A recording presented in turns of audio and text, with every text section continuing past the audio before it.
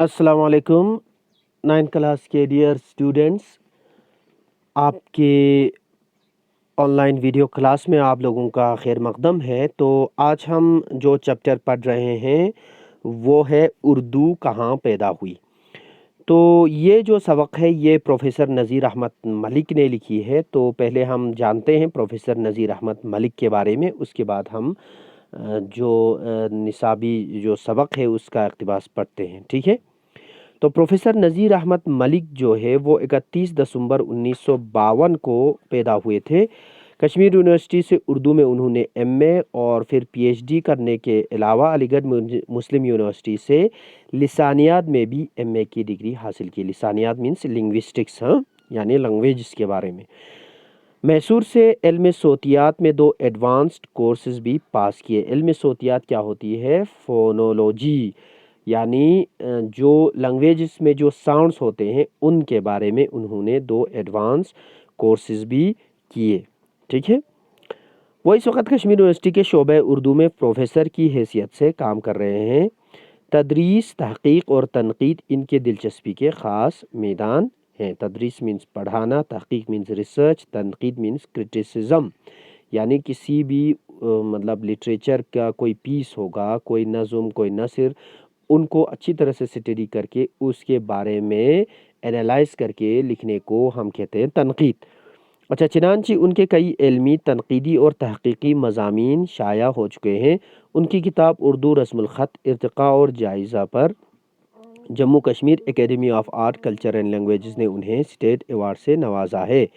वो कौमी कौंसिल बराए फ़रोग़ उर्दू ज़बान नई दिल्ली और national book trust of India नई दिल्ली के मेंबर भी रह चुके हैं। 1 दर्जन से ज़ायद तलबा ने इनकी निगरानी में एमफिल और पीएचडी की डिग्रियां हासिल की हैं। क्या होता है कि यूनिवर्सिटी में जब हम पीएचडी करने जाते हैं तो कोई बड़ा सा प्रोफेसर जो है हमारे लिए मेंटोर बनता है, तो उनकी निगरानी में हम पीएचडी और एमफिल की डिग्रियां जो है कंप्लीट करते हैं। तो इस तरीके से प्रोफेसर नज़ीर अहमद मलिक की मेंटोरशिप में, उनके गाइडेंस में बहुत सारे स्टूडेंट्स ने अपनी पीएचडी और एमफिल की डिग्रियां ली हैं। तो ये हुए प्रोफेसर नज़ीर अहमद मलिक के बारे में कुछ बातें। अब आते हैं उनके इस छोटे से मजमून उर्दू कहाँ पैदा हुई उसके बारे में, ठीक है। तो यहाँ पे क्या लिखा है? बरसगीर हिंद पाक ज़बानों का एक अजायब खाना है। अजायब खाना यानी म्यूज़ियम। तो ये प्रोफेसर साहब कह रहे हैं कि बरसगीर हिंद पाक, बरसगीर मीन्स इंडियन सब कॉन्टिनेंट, जिसमें बांग्लादेश से लेके पाकिस्तान तक का पूरा इलाका इंडिया में आता है। तो यहाँ पर आप देखें बहुत सारे लैंग्वेजेस हैं, ठीक है। दुनिया में ऐसी बहुत से कम मुल्क होंगे जहाँ पर इतने सारे लैंग्वेजेस बोला जाता हो, ठीक है। मेरे ख्याल से कोई ऐसा मुल्क होगा ही नहीं जितने लैंग्वेजेस यहाँ पे, जितनी ज़बानें यहाँ पे बोली जाती हैं तो उतनी किसी और मुल्क में बोली नहीं जाती होंगी। इसीलिए बरसगीर हिंद पाक को ज़बानों का अजायब खाना कहा गया है।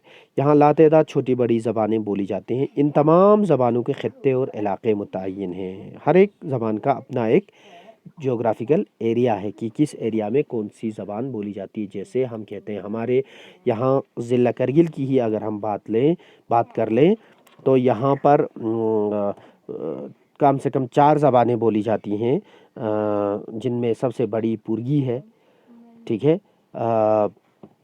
करीबन 90% लोग जो है वो पुर्गी ज़बान बोलते हैं। उसके बाद है दूसरे नंबर पर शीना है। अच्छा, शीना जो है द्रास के इलाके में बोली जाती है। और शीना दर्दी जो है उसका एक और डायलेक्ट वो बतालिक के इलाके में बोली जाती है। फिर उसके बाद बल्ती है जो हमारे हरदास और लातो वगैरह के इलाकों में बोली जाती है, ठीक है। तो यही वजह है कि इनमें बेशतर ज़बानों के नाम अपने अपने ख़ित्तों और इलाकों की निस्बत से करार पाए हैं। तो हर एक ज़बान का एक ख़ित्ता है, एक इलाका है, तो इसी हिसाब से उस इलाके के नाम से उस ज़बान का नाम होता है। जैसे हमारे यहाँ का ज़बान जो है पुर्गी, वो पुरिक इलाके में जो बोली जाती है, इसीलिए इसको पुर्गी कहा गया है, ठीक है। इसी तरीके से हर एक ज़बान का अपना अपना एक इलाका फ़िक्स है, ठीक है। अच्छा, तो और आगे बढ़ते हैं। तो मसलन बंगाल की जो भाषा है, बंगाल की जो ज़बान है उसको बंगाली कहा जाता है। इसी तरह से कश्मीर की ज़बान को कश्मीरी कहा जाता है, डोगरों की ज़बान को डोगरी कहा जाता है। اچھا، لداخ کی زبان کو لداخی کہا جاتا ہے۔ تو اس کے برعکس اردو بر صغیر کی واحد زبان ہے جس کا کوئی علاقہ معین نہیں ہے۔ تو اردو مگر ایک ایسی زبان ہے، ایک ایسی بھاشا ہے جس کا کوئی علاقہ جو ہے وہ فکس نہیں ہے، یہ پورے ہندوستان میں بولا جاتا ہے، بولی جاتی ہے، یہ برصغیر کے تمام خطوں اور علاقوں میں بولی جاتی ہے، یعنی برصغیر کے تمام خطوں اور علاقوں میں اس کے بولنے والے کم یا زیادہ نظر آتے ہیں، اور اس کا نام بھی کسی خطے یا علاقے سے منسوب نہیں ہے۔ لیکن اپنی جگہ یہ بھی ایک حقیقت ہے کہ برصغیر کے تمام علاقوں میں اس کی کوئی نہ کوئی علاقائی صورت موجود ہے۔ اب برصغیر کے تمام علاقوں میں یہ اردو بولی جاتی ہے، تو سب کا اردو ایک جیسا نہیں ہے، سب کی اردو ایک جیسی نہیں ہے، تو وہ جو ہے الگ الگ علاقائی لہجے اس کے بن چکے ہیں، جیسے دکنی اردو، گجراتی اردو، پنجابی اردو، سندھی اردو، کشمیری اردو وغیرہ۔ یعنی علاقائی صورت سے مراد زبان کی وہ صورت ہے جس میں مقامی ضروریات اور لب و لہجے کے اعتبار سے کچھ مخصوص لسانی خصوصیات شامل ہو گئی ہوں۔ الگ الگ تھوڑا سا چینج آتا ہے، جیسے آپ کشمیر جائیں تو وہاں پہ اس طرح سے بولا جاتا ہے، بھائی ٹائم کیا آیا ہے نا، ایسے بولتے ہیں، آپ کو ایک دم پتہ چل جاتا ہے یہ کشمیری ہے جب وہ اردو بول رہا ہوتا ہے۔ آپ حیدرآباد کے علاقے میں جائیں تو ان کا اپنا ایک الگ اسٹائل ہے، بمبئی کے علاقے میں جائیں ان کا ایک الگ اسٹائل ہے، تو الگ طریقہ ہے، تو یہ ان کے علاقائی لہجے ہوتے ہیں، ٹھیک ہے۔ لیکن جب ہم اردو کی بات کرتے ہیں، اردو زبان کی بات کرتے ہیں، تو عام طور پر کیا ہوتا ہے، ہمارے ذہن میں اردو کا ایک معیاری روپ ہوتا ہے جو کسی علاقے اور خطے کی نشاندہی نہیں کرتا۔ لیکن جب ہم کسی علاقے یا خطے کی اردو کی بات کرتے ہیں تو فوراً اس علاقے اور خطے سے وابستہ لسانی خصوصیات ہمارے ذہن میں آتی ہیں۔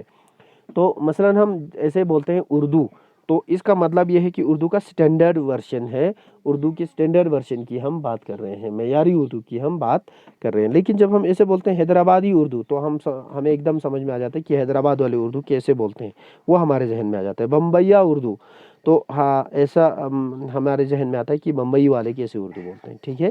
اسی طرح مثال کے طور پر ہمارے کرگل کا جو اردو ہے، ایسے بولتے ہیں نا، آپ لوگوں نے اکثر سنا ہوگا، کھڑے بیٹھو نا وا، ہم ابھی جا کے آیا نا، ایسے بولتے ہیں نا، تو یہ جو ہے ہمارے علاقے کے، یعنی کرگل میں اردو ایسے بولا جاتا ہے۔ تو ہر ایک علاقے کا مطلب ایک لہجہ ہوتا ہے، ٹھیک ہے۔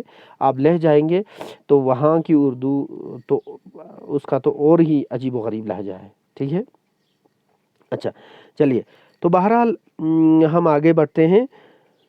تو جب ہم اردو کی بات کرتے ہیں تو وہ کسی علاقے کی اردو نہیں ہوتی، جبکہ اردو کا معیاری روپ جو ہے ہم اس کے بارے میں بات کر رہے ہوتے ہیں۔ تو اردو برصغیر کی واحد زبان ہے جس نے اپنے ارتقاء کے دوران مختلف نام اختیار کیے ہیں۔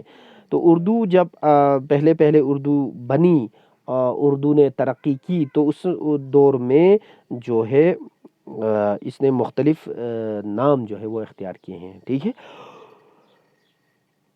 اردو کی تاریخ تقریباً 1000 سال پر محیط ہے، تو 1000 سال کے آس پاس اس کو ہوا ہے۔ تو اس دور میں اس کے مختلف نام رہے ہیں۔ مغلوں کے دور حکومت میں سرکاری زبان فارسی تھی، تو عام لوگ جو ہے اردو میں بات کرتے تھے، تو اسی لیے اس کو ہندی یا زبان ہندوستان کہا جاتا تھا۔ جیسے اورنگزیب کے دور میں جعفر زٹلی، جو اورنگزیب کے ایک اہم تنز نگار شاعر گزرے ہیں، اس نے اسے ہندی کا نام دیا ہے۔ جبکہ ملا بچھی دکن کے قطب شاہی دور کا ایک شاعر اور نثر نگار ہے، اس نے اپنی کتاب سبرس میں اس کو ہندی کے ساتھ ساتھ زبان ہندوستان بھی کہا ہے۔ اہل دکن نے اس کو دکنی اور اہل گجرات نے اس کو گجری یا بولیے گجرات کہا ہے۔ امیر خسرو جو اردو کے پہلے شاعر ہیں، اس نے اس کو دہلوی کہا ہے، جبکہ میر تقی میر نے اس زبان کو اردو معلیٰ کے نام سے یاد کیا ہے۔ دہلی میں چونکہ یہ زبان زیادہ مضبوط اور پختہ ہو گئی تھی، اس لیے یہاں اس کو ریختہ کہا گیا۔ اردو اس زبان کا جدید ترین نام ہے اور اب دنیا کے نشانی نقشے پر اسی نام سے جانی جاتی ہے، ٹھیک ہے۔ تو یہاں پر ہم آج کے لیکچر کو روکتے ہیں، تو اگلے لیکچر میں ہم اس سے آگے بڑھیں گے۔